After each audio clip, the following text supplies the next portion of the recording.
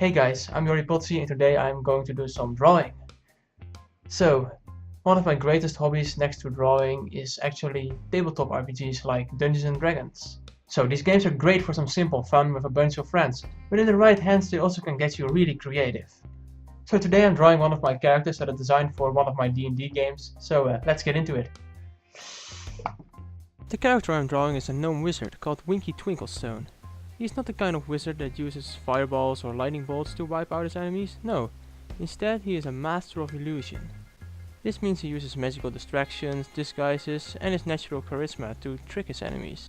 He travels together with his magical monkey called Balthazar, who I drew in the first sketch but left out later because I felt like it didn't really work in this picture. But here's a picture of him if you want to know what he looks like. So before he was a wizard, Winky was sort of a street rat who had to steal and use his natural stealth and cunning to get by. In one of the earlier drawings I made of him, I went for this more roguelike look, as you can see here, but for this one I want to go really over the top and give him more of a ridiculous and fabulous look.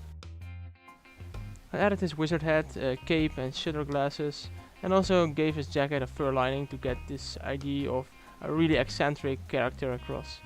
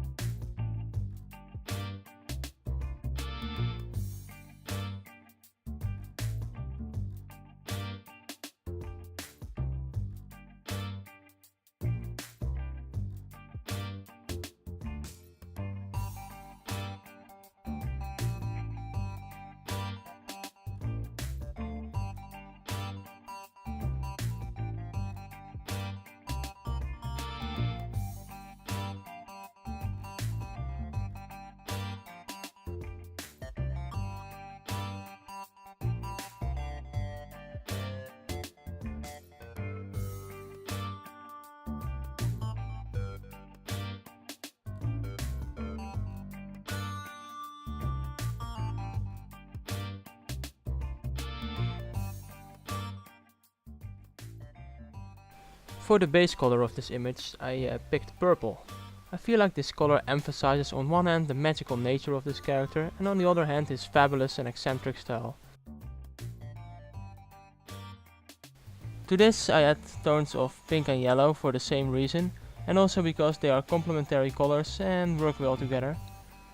It also makes sense for the things like the stars on his head or the gold of his jewelry to be some tone of yellow.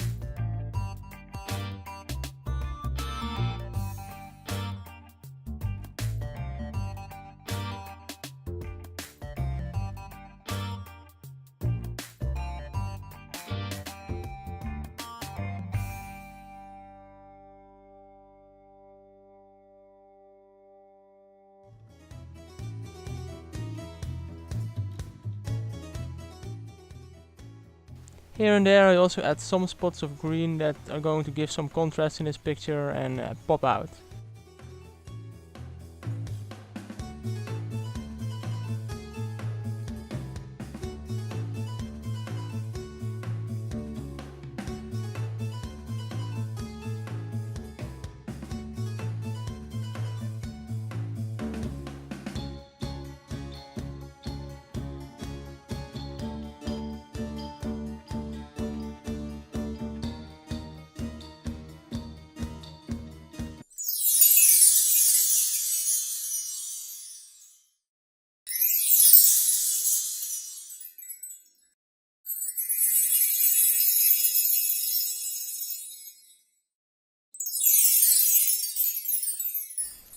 So the whole piece is going to have a pretty bright light setup, but the main source of light is going to be this shining ball in his hand.